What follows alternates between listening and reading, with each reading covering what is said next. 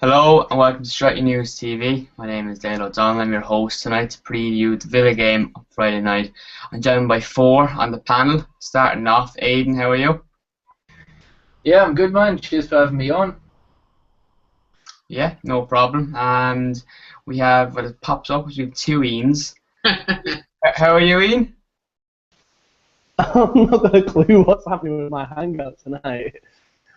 What the hell's going on? It just seemed to you was introducing then, but it wasn't showing live, and I was about to say, Dale, you're not live, and then it kicked me out and brought me back in like within seconds. How are you? On a further note, I'm alright. I've got a beer and pizza after football training, so yeah, I'm good, pal. As per usual. We've got Sean. Sean, I haven't been on this with you yet before. How are you? Doing well. How are you? Well, it could be better, could be worse. And then we've got Joey. Joey, how's things? Good, good. Looking forward to this game. Good stuff. Now, last week we previewed obviously the game against Spurs. Came out of that game with a 1-0 win, and most people on the show predicted quite hefty wins. They were very, very confident. Performance really didn't live up to those expectations at all. Aidan, we already reviewed the Spurs game, and they looked quite fatigued throughout it. Going into this Villa game, are we expecting a bit of an easier ride? They got an easy win at the weekend, but they made hard work of it too. I think it will be slightly easier, yeah, because obviously Spurs are a higher level team, but we have to make sure that our defending is on point because Rooney Gestede, the guy who scored the header, he's guaranteed to start now that he scored that header from the bench. He wasn't fully fit, but he's a massive aerial threat. And last time we played Aston Villa, I know Benteke didn't really score a header, but it was the balls inside the box that caused us problems last season, and Benteke did score.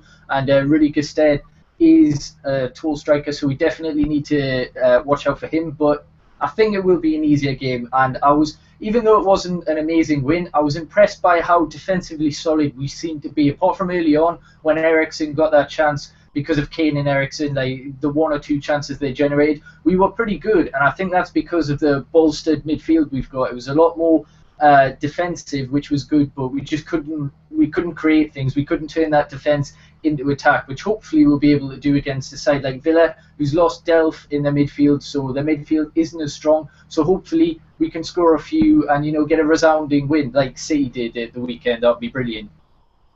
Due to some technical difficulties, we haven't got the live chat on the side of the YouTube page.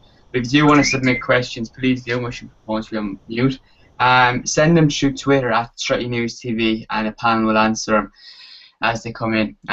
Ian, obviously Liverpool have signed Benteke. We're up against a Villa side that are usually quite physical up top. Blind and Small and at centre back again. Yeah, for me, yeah.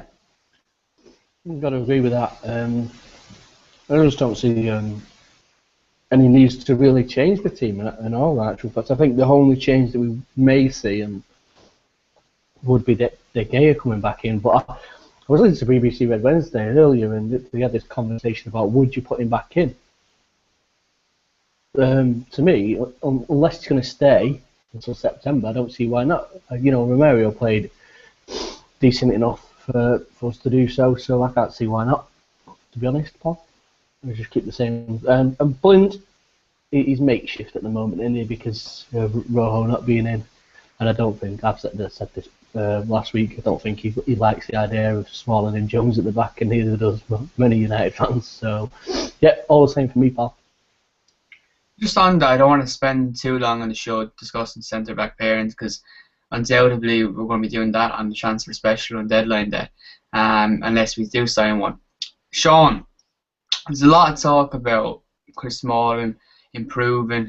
He's got a bit of a break from injuries, and fingers crossed I don't jinx him. But Phil Jones seems to get a very, very hard time with injuries in treatment room. Do you think it's a matter of he needs to get time in the first team without any injuries or any setbacks before he can then start to begin to settle like Chris Smalling has, or do you just think that he's a lost cause, which for me is a bit harsh?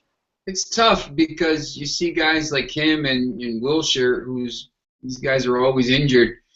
They're both very young still, so they still have time to improve. But once Rojo gets into the team, Rojo, Smalling, if they sign someone, McNair maybe sometimes in the Capital One Cup matches, it's going to be tough. I mean, he's out for almost a month, and then he's going to get, he's got a thrombosis, which is a blood clot. So that's kind of a problem that is one that maybe could go on for longer. So, it's who knows when he's going to be back in that team. I mean, if he misses a month or 2 months with the match fitness, I mean, at that point, if Rojo and Smalling are playing well, I mean, they're not going to take him out. They're not going to take those guys out of the lineup. So it's going to be really tough for him to get back in.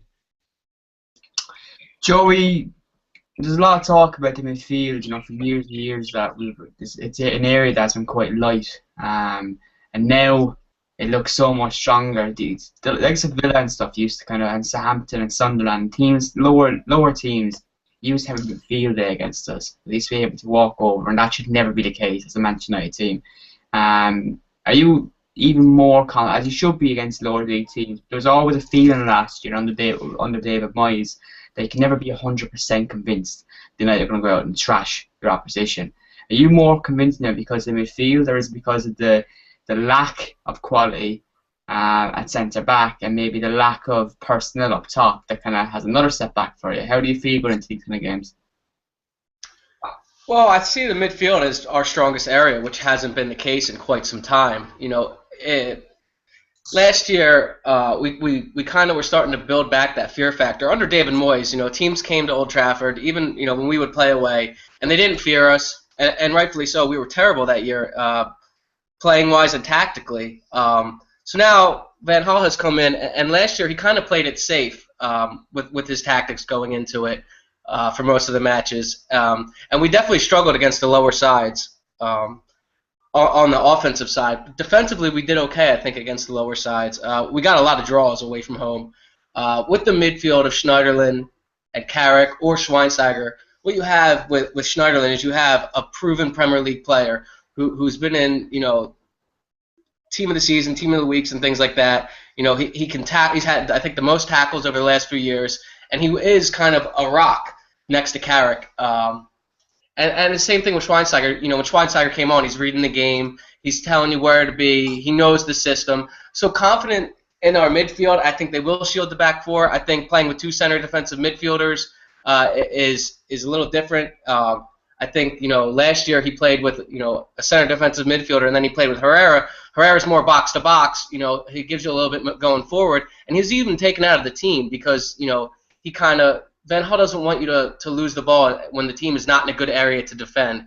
And when you play with two center defensive midfielders, I feel like it gives the front four more freedom to create more. But that wasn't the case against Spurs. We know that Villa is probably going to camp out in their own half and try and hit us on the break.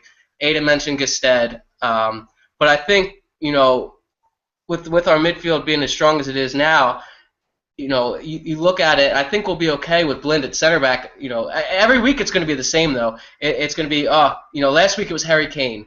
This week it's Rudy Gestede. The following game it's going to be their striker. It's going to be like that until Blind messes up. And until then, I feel like he should be given a chance because he did well against Spurs. He's got the footballing brain. He just doesn't have the physical side, but he can grow into that. He can hit the gym and put on some strength.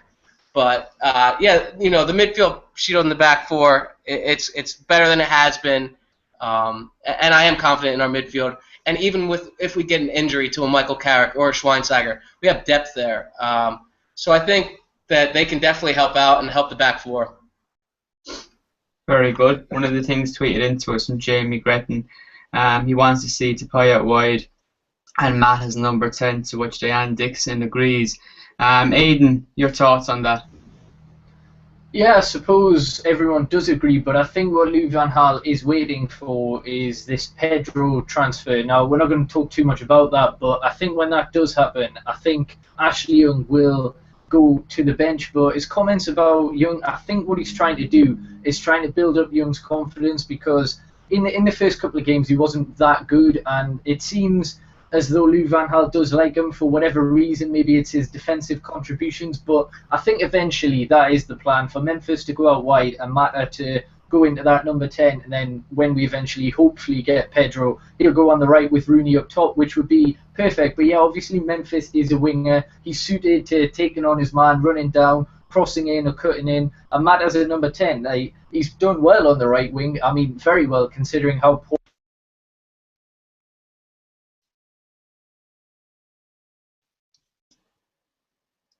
We have a few connection difficulties with Aidan, so I'll move on to Ian. I'll get Aidan back in a few moments. Hello. I have no idea what happened there. Am I back? Yeah. Yeah, you're back. Yeah. So what you were saying was you were talking with Ashley Young. You just see, I suppose Memphis is a player that should be cutting in, out wide. He should be running at defenders, whereas Matt should be the number 10. Yeah, as I was saying, yeah, like Matt has done very well on right wing, but that isn't his default position. So yeah, number 10 is where he plays best. He's a playmaker, and he works best when players are making runs off him, and that's something we lacked for the last couple of years. But now we've got pace with Memphis, and hopefully Pedro if he comes in. If not, players like Januzaj. Young has a slight bit of pace, but not that much. So I think that is going to be the preferred system eventually. Whenever Louis van Gaal decides to do it, we'll never know because it's Louis van Gaal. But yeah, anyway, yeah, I think that is ultimately what will happen. Memphis on the wing, Matt at number 10. Ian, a question from Twitter. If Otamendi and Pedro sign, can the title be won by Manchester United? I think there's a strong possibility. You've got a really good, strong, commanding centre-back that we've all been asking for all summer. And then Pedro, you've got another player that'll come in and like Aidan said there, will come in and play on that right hand side and give us some actual proper balance as someone that can actually go down that right hand side and play as proper winger. You know, massive. For me, he's done superb, but it's not his natural position, and he doesn't do as well. And that's why we've had so much joy down the left hand side, I suppose. Which I think Young has done his fair share. You know, me and Jonathan pulled on times in our little review that we did after the match the other night about Young, and yeah, I think if you got those two, we'd definitely be in with a chance. Both players would improve the squad that we've already got. I think we'd want to try and put on top of that another striker, and I think that may be the difference between getting second and first would be another striker. Sean, a lot of talk about David De Gea. Should he start against Villa? Yeah, I think he should if he's going to be here. I just think he should start as long as he's in the team and he's on Manchester United. He should play. He's the best goalkeeper in the country and maybe close to one of the best in the world. The other thing, you know, it's going to be interesting because there's a match on Tuesday night that's pretty important. So, you know, I think we're going to actually see a little bit of team selection that might be a little different from last weekend. Maybe we'll see a Januzaj in the lineup. Maybe we'll see Pereira. Maybe we'll see somebody else with an eye towards Tuesday night. I know they kind of can't take any of these matches for granted, but I think getting a big result on Tuesday night right now is very important for them. So they're going to see a little bit of players maybe rested. I don't think they're going to rest too many players, but maybe some of the younger kids come in. But I think De Gea has to play. For me, he's one of the, you know, he's going to save us points. He's got to play. If he's on the roster and he's not going, which it looks like is going to be the case now, and he said the other day, hey, listen, I want to play. My head's in it. I want to play. Then let him play. I'm not too sure what's happening next week with the Wednesday show. I'm sure we'll be reviewing that game. And then on Saturday Sundays, I'll be reviewing the game against Villa and previewing the game against Bruges.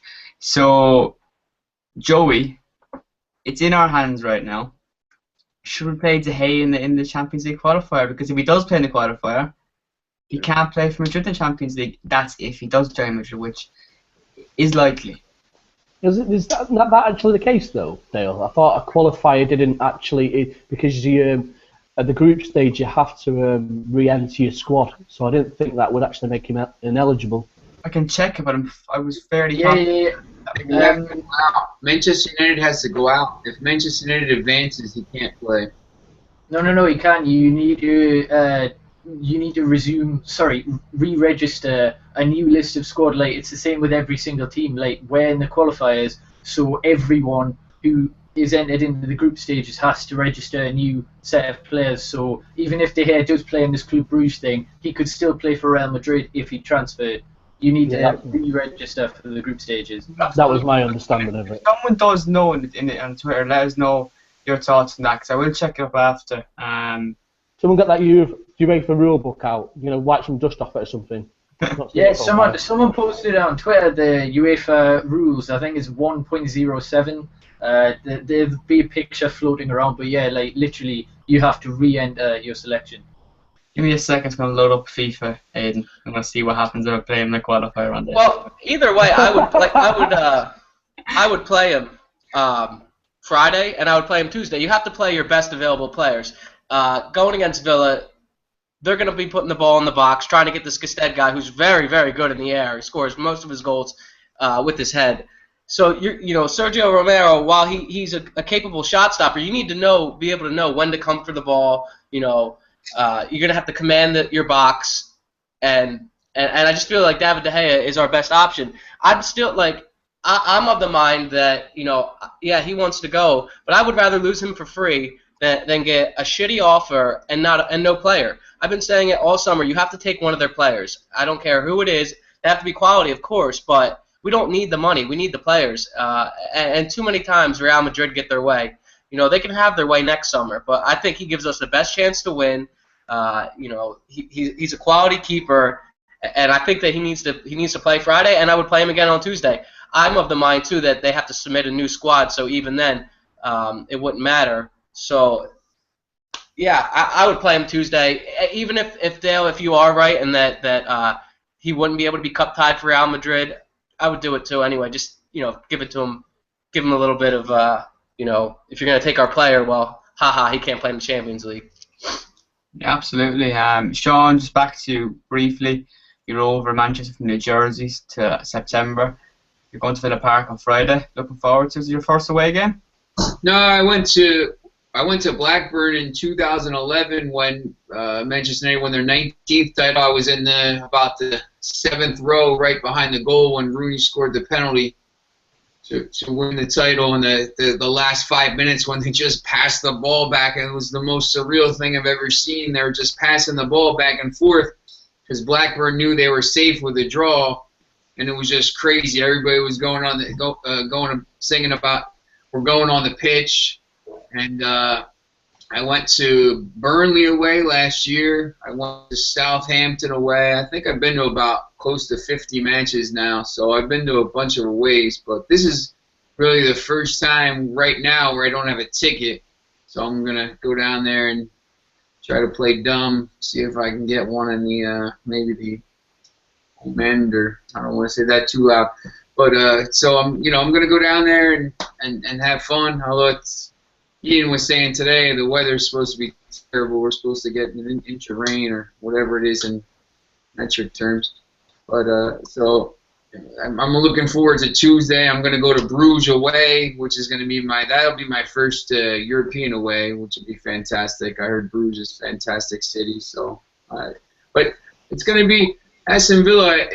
From what I hear, is a great place to go for the away fans. So I'm very excited to go down there on Friday. Cool, well, definitely. So if you have spares for Villa on Friday night, I know it's getting late. It's Wednesday, Thursday tomorrow. Let us know in the comment section. We try to sort Sean out. Ian, a question from Twitter. Do you think Louis van Gaal is destroying or changing too much at Manchester United?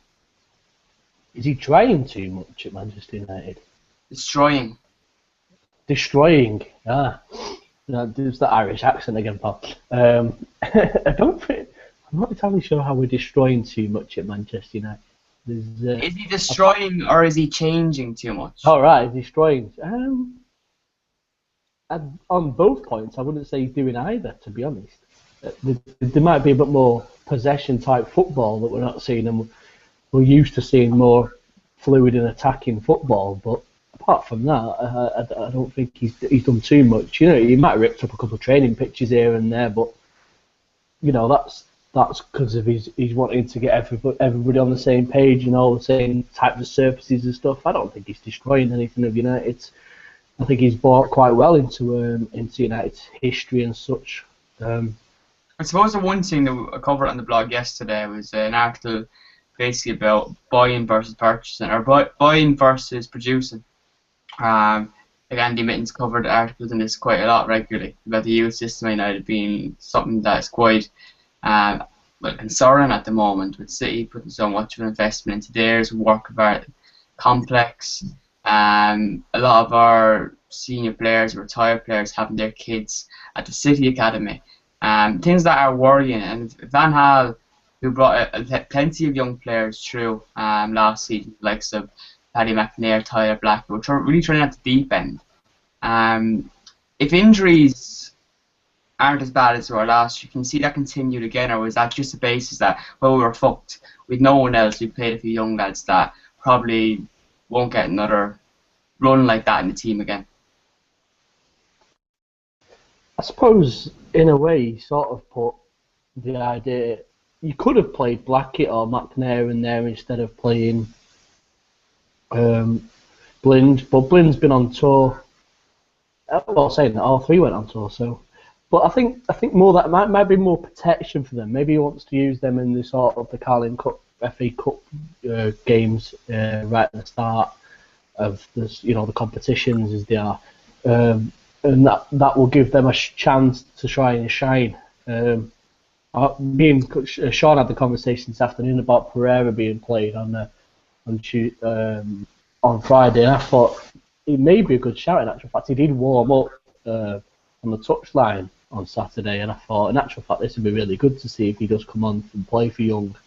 But instead, he took Darwin off, who's not played that many Premier League games. Can't get, you know, and he went down with cramp. So I thought that maybe that's the point, is he wants to protect those type of players, because maybe their chance will come at times when you need them.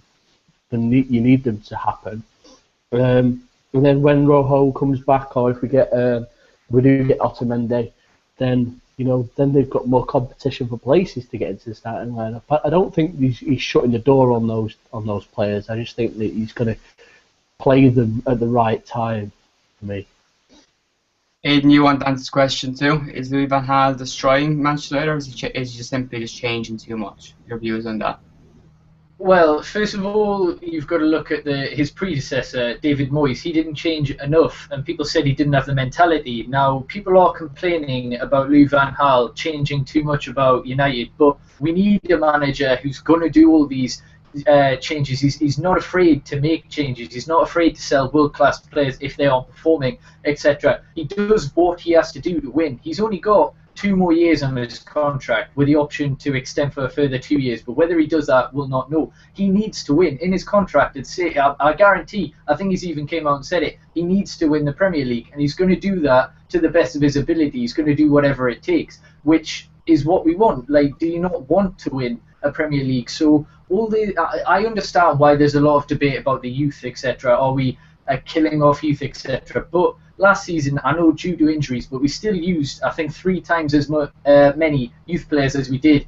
And I'm sure we'll use them at parts this season. But the thing is, we want to win, so you've got to play your best players, or you've got to play your best lineup for the opposition you're playing. So just selecting a player just because you want them in might not be the best thing to do. And Louis van Gaal knows this. Yes, some of his decisions we all don't agree with. Blind as a centre-back, etc. Playing Memphis as a cam, but he'll have his reasons, and I'm sure it'll work out eventually. He's got 2 years to win the Premier League at least, if not the Champions League as well. I know that's a bit far-fetched at the minute, but he's got to do it, and he knows this, so he's going to do whatever it takes, and I'm fully behind him. Whatever he wants to do, as long as it results in wins on the pitch, I'm all for it. Joey, your thoughts on Louis van Gaal? Well, yeah, I mean, you look at the lack of investment over the years, and you people were complaining when Moyes got in. We only signed Fellaini that summer, and we got Mata in the January window. You look at all the players that left, and they're not good enough to play here. They're not going to win you a league title. I think what Louis van Gaal has done is he's come in and he's been ruthless, like Aidan has said, and that was needed. Once you build a squad, once you invest in a squad like he's doing, and he's building it for the future and for now, then when you win the title like Chelsea has, you just need to add one or two pieces, freshen it up. But until you have that squad that can win the title, you have to add to it. We're still, probably 3 players away from winning the league, realistically. So people always complain about prices and money spent and things like that.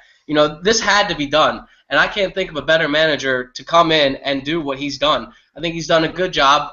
The results are there. The performances aren't what we want, but we saw for a very brief period of time football, the way that we all want to see it played, and probably the way Louis van Gaal wants to see it played. People are going on about the performances as well. You look at Louis van Gaal's face after that first, that own goal win, and that said it all.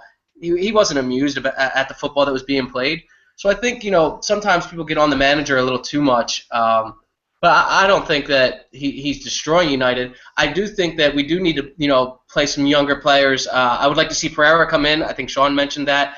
Ashley Young was 0 for 6 in his take-ons on Sunday or Saturday.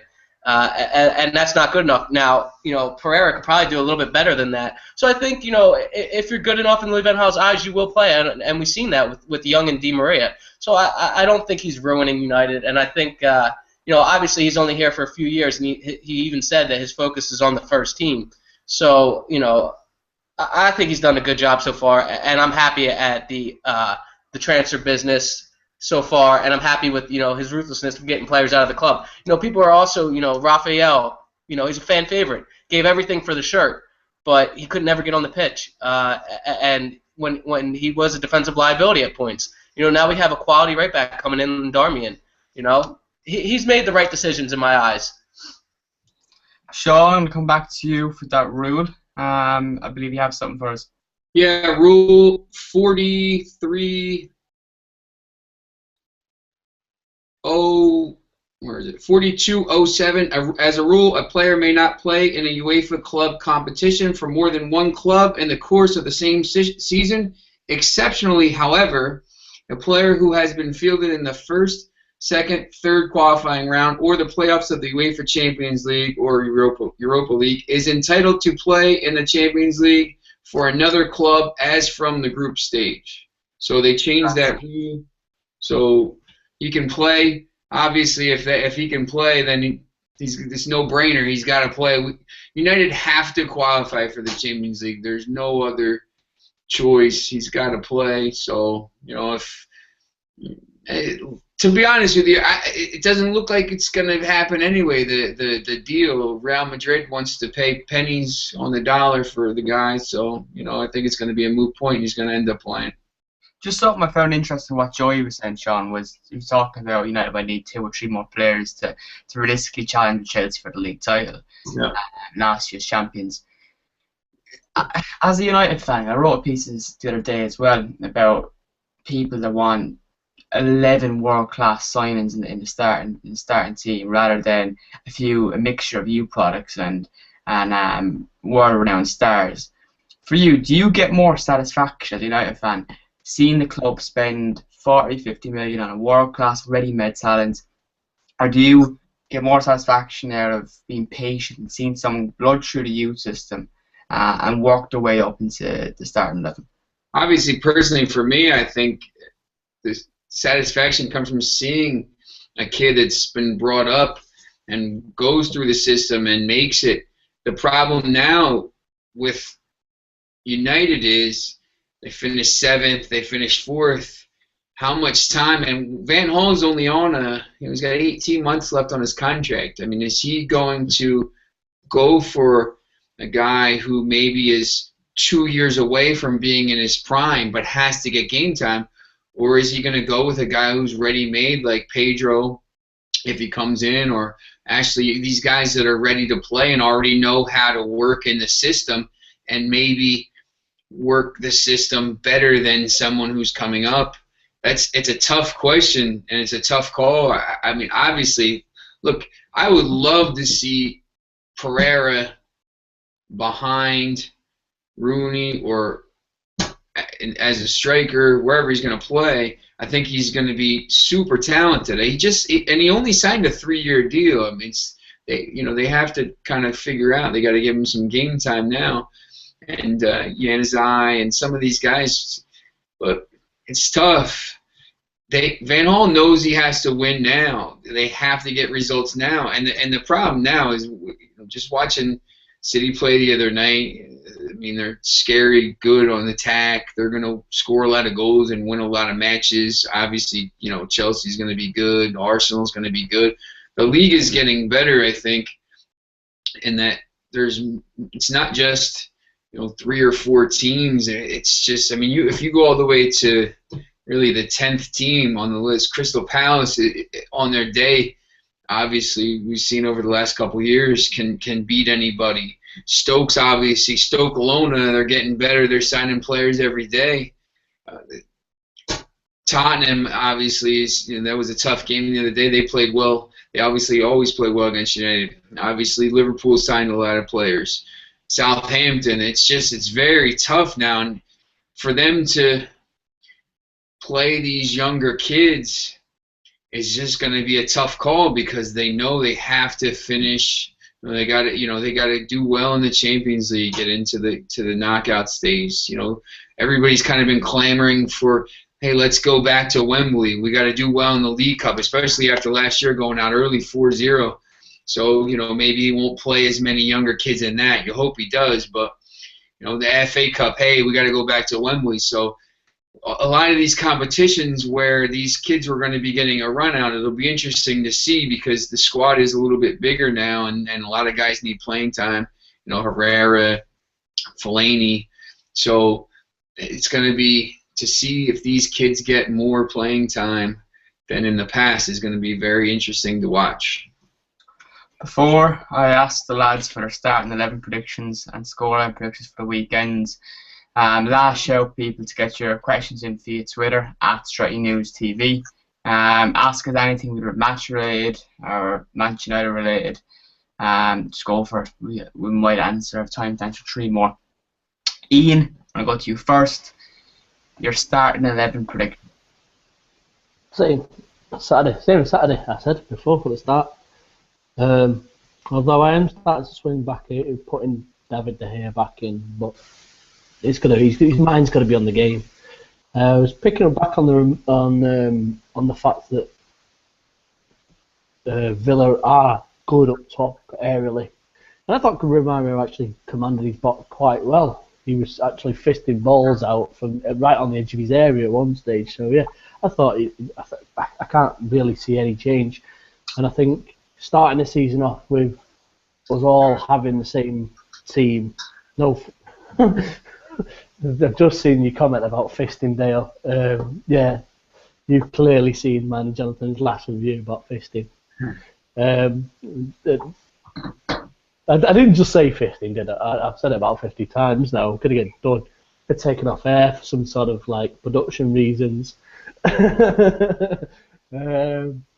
But yeah, I think I'd like to see Romario back in there if he's going to be chosen. Yeah, another comment to start with the piss head. Yes, lads. But no, I can't see why you need to start changing up the team like left, right, and centre. Apart from maybe because we've got to have a mindset on Tuesday. But in that case, you've got 3 substitutes. Use them. 60 minutes gone. Make some changes on the 60th minute. We'll be fine. Okay then, Aidan, you're starting 11. I'm going to go for quite similar, but I think because of the Champions League qualifier, it's going to be slightly different. I think De Gea will start. That's the latest reports coming out that Van Gaal is prepared to play him, so I'll put him in there, although I wouldn't be too bothered if Romero started. Darmian on the right, I think that's a no-brainer. He's cemented his spot already. Shaw on the left, hopefully, he can maintain his fitness. Blind and Smalling as centre-backs. Now, in the midfield, I've got a feeling he's going to rest Schweinsteiger for the Champions League qualifier. I don't think he'll start him. To be honest, I'm not entirely sure what he'll do with the other ones, because I want to see Herrera in there, and I don't know whether he'll play him now or in the Champions League qualifier, but we'll see. I'm just going to say Schneiderlin and Herrera, then Memphis, Young, and Rooney, so it's pretty similar, but I think I wouldn't be surprised if he made changes because of the Champions League qualifier. He's going to be setting his sights on that, so players like Pereira, etc. might get a chance, but yeah, we'll see what happens. As for score, I'm going to say 3-1 United. Ian, you can get your score? Now, I was way off the mark last time by a long shot with my 4-0. But this is Villa Park, and we have scored some belting goals at Villa Park. And a couple of seasons ago when I was there, Danny Welbeck scored a couple, so, you know, anything's not out of the question. I'm going to go for a reasonable 2-0, in actual fact, 2-0 win. Just steady progression. Okay, starting 11, Sean, and scoring. Yeah, first, Portsmouth won that game 2-1, so that guy would have won £275,000, and he ended up taking the $50,000, which is very, very disappointing. I'm going to go De Gea, Darmian, Smalling, Rojo, Shaw, Carrick, Schneiderlin, Mata, Young, Pereira, and Rooney. Is that 11? You're going for Pereira to start. Yeah, I think Pereira's going to start. Is that, you think you're going to mix it up with, obviously, Champions League qualifiers? He's not a weakness. You have to. It's tough because Friday night, you got a little bit of a break for Tuesday, but I have to believe, I mean, I don't know if there's orders coming down from the club or anything, but I have to believe Tuesday night is such a big match. They have to get back into the Champions League. I mean, they battled.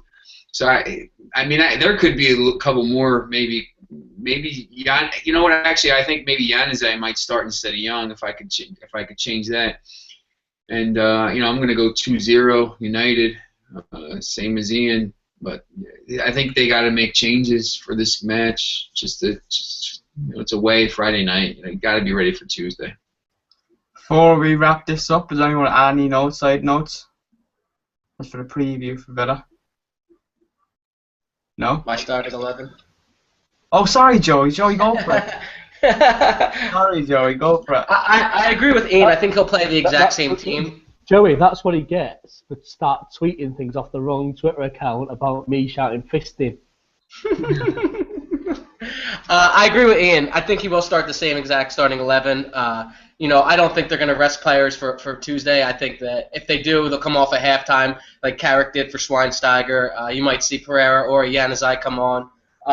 But I wouldn't start. That's what I think he will do. What I would do is Darmian, Smalling, Blind, Shaw, Schneiderlin, Carrick, Mata, Herrera is my number 10, and I would push Memphis out wide because I think Memphis could go at their fullback and have a good day. And I just prefer Herrera in the 10 role. I think he's creative. I think he for me is almost a complete number 10 because he can tackle, he can pass, he can score.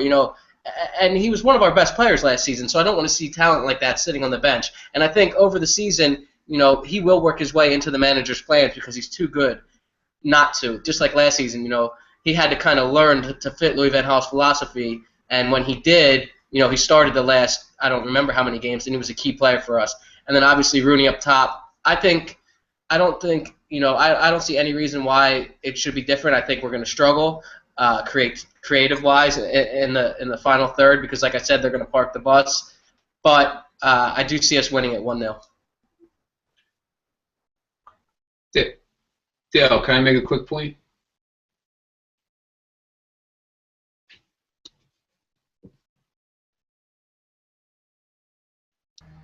Yeah, I think you can.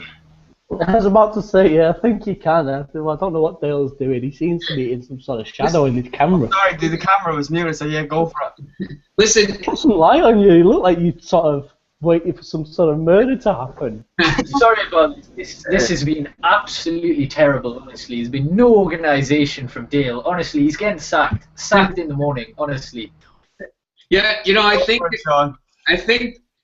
that they have to go back to the days where squad rotation was important. And when you see these teams, when you see, I don't know, Barcelona, Real Madrid, obviously certain guys play every match, but Barcelona switches goalkeepers for Champions League and for the league. I just think that when they say they want two guys at every position or two players at every position, which is what Van Gaal wants, I think essentially that means there's going to be a lot of rotation and there's going to be a lot of games. There's a Capital One Cup match.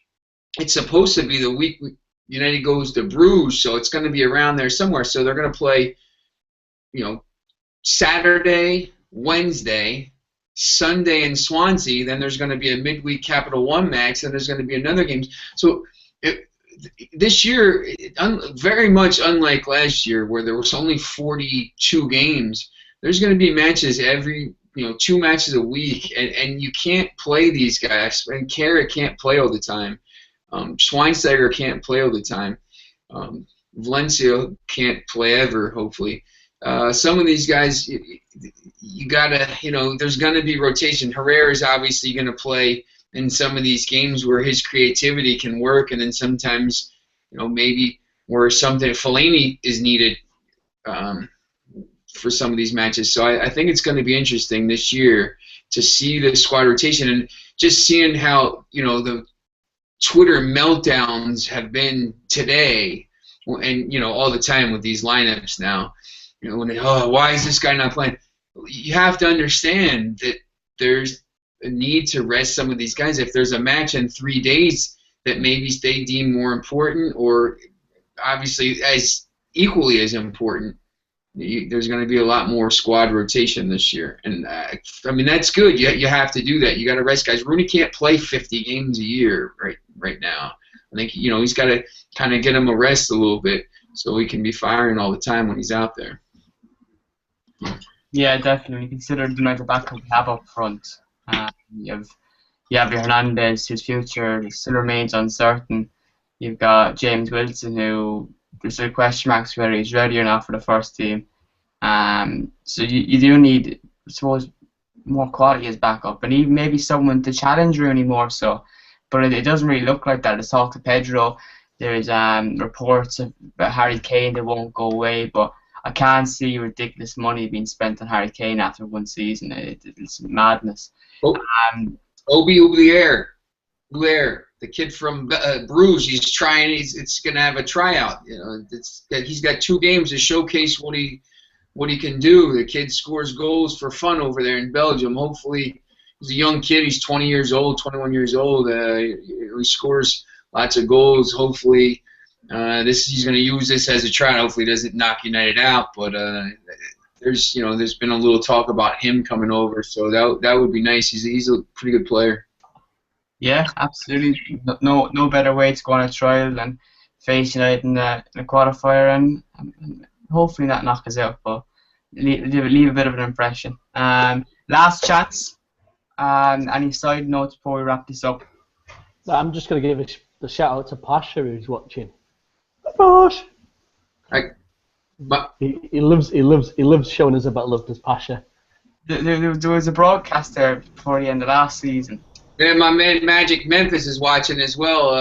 We were talking on Twitter today. He's a big fan of the Straight News TV show, and he made sure I get his name out there because he couldn't kind of ask any questions today, but he's a big fan. So Magic Memphis. Magic Memphis. It sounds like a Broadway show. Sounds like a porno. It sounds like we have fisting pornos, and we're going to call it Magic Fisting Memphis. Anyway, thanks for tuning in. It's been a lively show full of technical difficulties. This has been the most retarded show I've ever been on. So congrats, lads. Right. thanks for listening. Make sure you like, comment, subscribe to Strike News TV. If you have any questions, we'll make sure to answer them. In the meantime, Don't be tweeting me any questions about footy. Get me some tickets to Villa and Swansea and the Blues away. Send your tickets. I'm here. Be an offer. I don't want to hear £250 though. I don't want to hear that. All right. Thanks for listening. He's fine with 240. Take care. You're not joking.